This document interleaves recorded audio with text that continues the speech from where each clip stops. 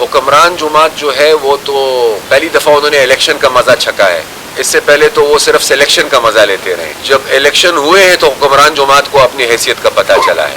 دوسری بات یہ کہ مجھے نہیں پتا کہ عمران نیازی صاحب غصہ اپنے تنظیموں پہ کیوں نکال رہے ہیں. اصل مسئلے پہ آئے. قصوروار پی ٹی آئی کے عہدیدار ہے یا قصوروار یہ حکومت ہے جس نے ڈیلیور نہیں کیا؟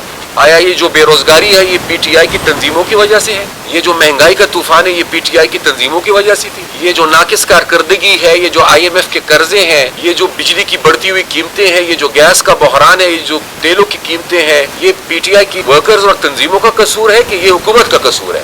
اگر مسئلے کو حل کرنا ہے تو مسئلہ اس سے حل نہیں ہوگا کہ پی ٹی آئی اپنی تنظیم تحلیل کر رہے، کیونکہ ناکامی پی ٹی آئی کی تنظیم کی میں نہیں سمجھتا، ناکامی میں پی ٹی آئی کی حکومت کو سمجھتا ہوں. اس کے لیے تنظیم کو نہیں جانا چاہیے، اس کے لیے حکومت کو جانا چاہیے. نواز شریف صاحب پاکستانی شہری ہے، 3 دفعہ ملک کے وزیر اعظم رہے ہیں، یہ ان کا اپنا ملک ہے. وہ اگر آنا چاہتے ہیں واپس تو اس پر اعتراض اگر کوئی کرے گا تو میرے خیال سے بے بنیاد اعتراض ہوگا. ہر پاکستانی شہری کو یہ حق حاصل ہے کہ وہ اپنے وطن واپس آئے، اور نواز شریف صاحب بھی ایک پاکستانی شہری ہے. ہاں، عمران صاحب نے جس طرف اشارہ کیا ہے میرے خیال سے ملک کے وزیر اعظم ہے، ذرا کھل کے بات کریں. بتا دیں نا کہ اگر میاں صاحب واپس آ رہے ہیں تو بتا دیں کہ کون ان کو لانے کی کوشش کر رہے ہیں، تاکہ آپ کو بھی پتا چلے، مجھے بھی پتا چلے اور قوم کو بھی پتا چلے.